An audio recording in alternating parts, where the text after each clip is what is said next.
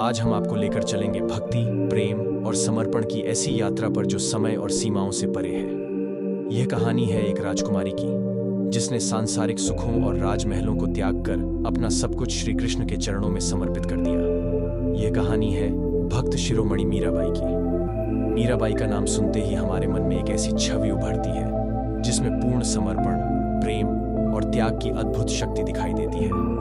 तो चलिए इस वीडियो में जानें मीराबाई की भक्ति का रहस्य, उनके संघर्ष की कहानी और उस अनन्य प्रेम की अद्भुत गाथा। मीराबाई का जन्म 1998 में राजस्थान के मेड़ता में एक राजपूत परिवार में हुआ था। वे राजा रत्न सिंह राठौड़ की बेटी थी। बचपन से ही मीराबाई का झुकाव सांसारिक वस्तुओं से अधिक आध्यात्मिकता की ओर था। एक घटना ने उनके जीवन की दिशा ही बदल दी। राजस्थान के मेड़ता के राजमहल में एक दिन एक साधु का आगमन हुआ। यह साधु साधारण नहीं था। उसकी आंखों में एक दिव्य चमक थी और हाथ में एक कपड़े में लिपटी हुई भगवान श्री कृष्ण की मूर्ति। साधु ने राजा रत्न सिंह से कहा, यह मूर्ति बहुत समय से मेरे पास है, इसे अब एक सच्चे भक्त को सौंपने का समय आ गया है। राजा ने उस मूर्ति को बड़े आदर के साथ स्वीकार किया, लेकिन उन्हें यह नहीं पता था कि यह साधारण मूर्ति नहीं बल्कि एक अलौकिक संकेत थी।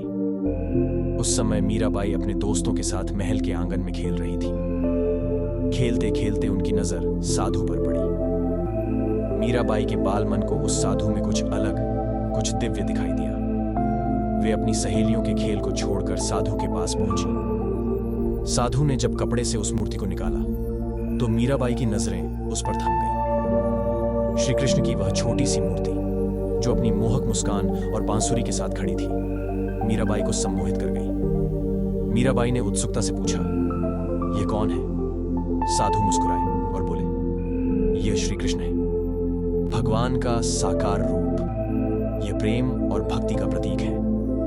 उन शब्दों को सुनते ही मीराबाई के भीतर कुछ जागृत हो गया। ऐसा लगा जैसे उनके मन में कोई सुप्त भावना जो वर्षों से छिपी हुई थी अचानक प्रकट हो गई हो। ऐसा लगा मानो उनकी आत्मा श्री कृष्ण की प्रतीक्षा कर रही थी। मीराबाई ने राजा से कहा, पिताजी, यह मूर्ति मुझे दे दीजिए। राजा पहले तो हंस पड़े। उन्हें लगा कि यह बच्ची की कोई सामान्य जिद है, लेकिन मीराबाई का चेहरा देखकर उन्हें समझ आ गया कि यह सामान्य जिद नहीं है। मीराबाई की आंखों में एक ऐसा भाव था जिसे शब्दों में नहीं बांधा जा सकता। राजा ने साधु से पूछा, क्या यह मूर्ति मेरी बेटी को दी जा सकती है? साधु ने गंभीरता से कहा, यह मूर्ति उन्हीं की प्रतीक्षा कर रही थी। अब इसका स्थान इनके पास ही है। राजा ने मीराबाई को वह मूर्ति सौंप दी। मीराबाई ने उसे अपने सीने से लगा लिया। ऐसा लगा जैसे वे किसी खोए हुए प्रिय से मिल रही हों। मीराबाई का विवाह चित्तौड़ के राजकुमार भोजराज से हुआ। राजमहल में ऐश्वर्य और सुख समृद्धि थी, लेकिन मीराबाई का मन वहां कभी नहीं लगा। वे हर दिन श्री कृष्ण की मूर्ति के सामने घंटों भजन गाया करती थी। यह बात उनके ससुराल वालों को नागवार गुजरी। एक राजकुमारी का इस तरह से साधुओं जैसा जीवन जीना उनके लिए अस्वीकार्य था।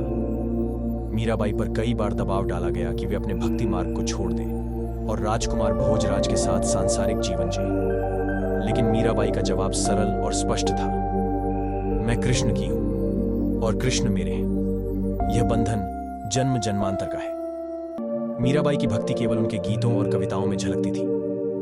उनकी रचनाएं आत्मा की गहराई से निकले प्रेम का प्रतीक है। एक प्रसिद्ध पद है, उन्होंने कहा, मैं कृष्ण की हूं और कृष्ण मेरे हैं। इस प्रेम ने उन्हें समाज और बंधनों से परे कर दिया। उनकी कविताओं में वेदना, प्रेम और अद्वितीय भक्ति की झलक मिलती है। वे अपने आराध्य से बात करती थीं जैसे कोई अपने प्रियतम से बात करता है। यह प्रेम एक तरफा नहीं था। मीराबाई को ऐसा अनुभव होता था जैसे श्री कृष्ण स्वयं उनकी बात सुनते हो। मीराबाई के जीवन में समाज का विरोध भी शामिल था। राज परिवार ने उन्हें कई बार जहर देकर मारने की कोशिश की, लेकिन हर बार मीराबाई बच निकली। यह मान्यता है कि श्री कृष्ण स्वयं उनकी रक्षा करते थे। जब राजमहल का दबाव असहनीय हो गया तो मीराबाई ने सब कुछ त्याग दिया। वे महल छोड़कर साधुओं और संतों के साथ रहने लगी। वे मथुरा और वृंदावन की गलियों में भजन गाती, और लोग उनके इस दिव्य प्रेम को देखकर आश्चर्यचकित हो जाते। मीराबाई ने अपने जीवन से यह सिखाया कि भक्ति का अर्थ है अपने आराध्य के प्रति निःस्वार्थ प्रेम। उनकी भक्ति में जाति, धर्म और सामाजिक बंधनों का कोई स्थान नहीं था। उनका जीवन यह संदेश देता है कि अगर आपके अंदर सच्चा प्रेम और विश्वास है तो कोई भी शक्ति आपको अपने मार्ग से डिगा नहीं सकती। कहा जाता है कि मीराबाई की अंतिम इच्छा थी कि वे श्री कृष्ण के साथ विलीन हो जाएं। द्वारका में श्री कृष्ण के मंदिर में उनकी अंतिम भक्ति के दौरान वे श्री कृष्ण की मूर्ति में समा गई। यह घटना उनके अद्वितीय प्रेम की चरम परिणति थी। दोस्तों, मीराबाई की भक्ति केवल एक ऐतिहासिक कथा नहीं है, यह हमें आज भी सिखाती है कि सच्चा प्रेम और विश्वास क्या होता है। उनका जीवन एक प्रेरणा है कि जब तक हमारा हृदय शुद्ध है और हमारी निष्ठा अटूट है, तब तक हर कठिनाई का सामना किया जा सकता है। सफर आपको शिव की रहस्यमयी दुनिया के करीब ले जाएगा। आइए शुरुआत करते हैं पौराणिक दृष्टिकोण से। शिवलिंग को अक्सर भगवान शिव का प्रतीक माना जाता है, लेकिन इसका अर्थ इससे कहीं गहरा है। पौराणिक कथा कहती है कि एक बार ब्रह्मा और विष्णु सृष्टि में सबसे श्रेष्ठ होने का दावा कर रहे थे। तभी एक अग्नि के विशाल स्तंभ का प्रकट होना हुआ, जिसका न आदि था और न अंत। दोनों देवताओं ने इसे समझने की कोशिश की, पर असफल रहे। यह स्तंभ कोई और नहीं बल्कि भगवान शिव थे। उसी अग्नि स्तंभ का प्रतीक है शिवलिंग। यह हमें याद दिलाता है कि शिव न तो जन्मे हैं और न ही उनका कोई अंत है। वे सृष्टि की शुरुआत, स्थिति और विनाश के प्रतीक हैं। अब आइए इसे वैज्ञानिक दृष्टि से समझते हैं। क्या आप जानते हैं कि शिवलिंग वास्तव में ऊर्जा का स्रोत है? शिवलिंग का आकार ब्रह्मांड के संरचनात्मक स्वरूप से जुड़ा है। इसे लिंगम कहते हैं, जिसका अर्थ है चिन्ह या चिह्न। यह ब्रह्मांडीय ऊर्जा का प्रतीक है। वैज्ञानिक मानते हैं कि शिवलिंग का गोलाकार आधार और स्तंभ ब्रह्मांड के निर्माण के समय उत्पन्न ऊर्जा की संरचना को दर्शाता है। क्योंकि शिवलिंग के चारों ओर जल चढ़ाने का रिवाज है, यह माना जाता है कि इससे ऊर्जा को शांत किया जाता है। यह केवल आध्यात्मिक नहीं बल्कि वैज्ञानिक दृष्टिकोण से भी महत्वपूर्ण है। जल शिवलिंग पर चढ़ते ही पृथ्वी के चुंबकीय क्षेत्र और सकारात्मक ऊर्जा को संतुलित करता है। शिवलिंग को केवल एक देवता का प्रतीक मानना उसकी गहराई को समझने में हमारी असमर्थता है। आध्यात्मिक दृष्टिकोण से शिवलिंग जीवन और ब्रह्मांड के संपूर्ण सत्य को समेटे हुए है। शिवलिंग से जुड़ी एक प्रेरणादायक कहानी सुनिए। यह कहानी है एक गरीब किसान की, जिसका जीवन कठिनाइयों से भरा हुआ था। वह साधारण मिट्टी की झोपड़ी में रहता था और दिन भर मेहनत कर भी अपनी जरूरतें मुश्किल से पूरी कर पाता था। लेकिन उसमें एक गुण था जो उसे सबसे अलग बनाता था, उसकी सच्ची भक्ति। हर सुबह किसान जंगल में जाता, वहां से सूखी लकड़ियां और जल इकट्ठा करता। इन लकड़ियों को बेचकर वह थोड़ा पैसा कमाता और अपनी रोजी रोटी चलाता। लेकिन अपनी दिनचर्या के सबसे महत्वपूर्ण हिस्से में वह शिवलिंग पर जल चढ़ाना कभी नहीं भूलता। जंगल के बीच स्थित एक छोटा सा प्राचीन शिवलिंग उसकी भक्ति का केंद्र था। वह अपने कमाए हुए धन में से कुछ हिस्सा फूल और बिल्वपत्र खरीदने में खर्च करता और पूरी श्रद्धा के साथ भगवान शिव की पूजा करता। एक दिन गांव में खबर फैली कि राजा ने एक भव्य शिव मंदिर बनाने का आदेश दिया है। राजा ने अपने दूतों को हर गांव में भेजा और मंदिर निर्माण के लिए धन जुटाने का अनुरोध किया। यह खबर सुनकर सभी लोग अपनी अपनी क्षमता के अनुसार दान देने लगे। बड़े जमींदारों ने धन और सोना दिया। व्यापारी वर्ग ने भी अपने हिस्से का योगदान किया। गरीब किसान भी इस खबर को सुनकर चिंतित हो गया। उसने सोचा, मैं तो एक गरीब आदमी हूं, मेरे पास देने के लिए धन तो नहीं है, लेकिन यह शिव का मंदिर है। अगर मैं कुछ ना दूं तो मेरी भक्ति अधूरी रह जाएगी। कई दिनों तक किसान सोचता रहा कि वह क्या कर सकता है। फिर एक दिन उसने बड़ा फैसला लिया। उसकी झोपड़ी, जो टूटी फूटी और साधारण थी, उसके पास केवल यही संपत्ति थी।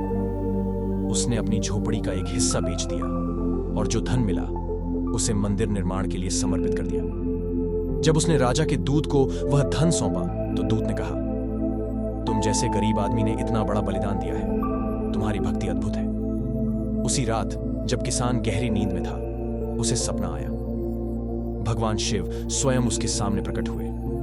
शिव ने कहा, तुमने जो किया वह साधारण नहीं है। तुमने अपनी संपूर्ण श्रद्धा और भक्ति से मुझे प्रसन्न कर दिया है। मैं तुम्हें वरदान देता हूं कि अब तुम्हारी झोपड़ी कभी खाली नहीं रहेगी। तुम जहां रहोगे वहां धन और सुख समृद्धि स्वतः आ जाएगी। सुबह किसान जब जागा तो उसने पाया कि उसकी साधारण झोपड़ी अब किसी महल से कम नहीं लग रही थी। उसके आंगन में फसल से भरे खेत लहलहा रहे थे और उसकी झोपड़ी में अनाज, धन और सभी आवश्यकताएं पहले से मौजूद थीं। किसान ने समझ लिया कि यह सब भगवान शिव की कृपा है। कहानी से हम समझते हैं कि शिवलिंग पर की गई सच्ची भक्ति का प्रभाव अनंत है। अब बात करते हैं शिवलिंग की पूजा विधि की। शिवलिंग पर जल, दूध और बेलपत्र चढ़ाना क्यों महत्वपूर्ण है? जल, यह ऊर्जा को शांत करने का प्रतीक है। दूध, शुद्धि और पवित्रता का प्रतीक है। बेलपत्र, यह शिव की पसंदीदा वस्तु है जो सकारात्मक ऊर्जा को आकर्षित करती है। इन चीजों के माध्यम से हम शिव को नमन करते हैं और उनकी कृपा प्राप्त करते हैं। आधुनिक समय में शिवलिंग केवल एक धार्मिक प्रतीक नहीं, बल्कि एक प्रेरणा है। यह हमें सिखाता है संतुलन का महत्व। जीवन में ऊर्जा को संतुलित रखना आवश्यक है। सृजन और विनाश का चक्र, हर अंत एक नई शुरुआत का द्वार है। सच्ची भक्ति, भगवान तक पहुंचने का सबसे आसान मार्ग सच्चाई और श्रद्धा है। शिवलिंग का रहस्य केवल पौराणिक कहानियों, वैज्ञानिक व्याख्याओं या आध्यात्मिक दृष्टिकोण तक सीमित नहीं है। ये एक प्रतीक है उस अनंत सत्य का जो हम सभी के भीतर है। जब आप अगली बार शिवलिंग के सामने खड़े हो तो उसे केवल एक पत्थर न समझें। समझें कि यह आपको ब्रह्मांड, ऊर्जा और स्वयं से जोड़ने का माध्यम है। नमः शिवाय का जाप करते हुए अपने भीतर की ऊर्जा को पहचानें और शिव की अनंत शक्ति का अनुभव करें। अगर यह वीडियो आपको पसंद आया हो तो इसे लाइक और शेयर करें। हमारे चैनल को सब्सक्राइब करें और भगवान शिव से जुड़ी ऐसी ही और कहानियां जानने के लिए जुड़े रहें। हर हर महादेव।